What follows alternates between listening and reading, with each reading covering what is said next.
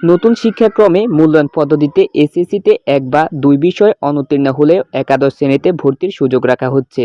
তবে পরে ২ বছরের মধ্যে তাকে পাবলিক মূল্যায়নে অংশ নিয়ে বিষয়গুলোতে উত্তীর্ণ হতে হবে। জাতীয় শিক্ষাক্রম ও পাঠ্যপুস্তক বোর্ডের এনসিটিবি তৈরি করা জাতীয় শিক্ষাক্রম ২০২২ এর মূল্যায়ন কৌশল ও বাস্তবায়ন নির্দেশনা সংক্রান্ত প্রতিবেদন থেকে এ তথ্য জানা গেছে। মঙ্গলবার ২৮ মে প্রতিবেদনটি curriculum development and revision core কমিটিতে পাশ হয়েছে। এনসিটিবির হয়ে জাতীয় শিক্ষাক্রম সমন্বয় কমিটির এনসিসি সভায় এটি চূড়ান্ত হবে। প্রতিবেদনে বলা হয়, একাদশে ভর্তি হয়ে মান উন্নয়নের জন্য এক বা একাধিক অথবা সব বিষয়ে পুনরায় পাবলিক মূল্যায়নে এসএসসি অংশ নেওয়ার সুযোগ থাকছে।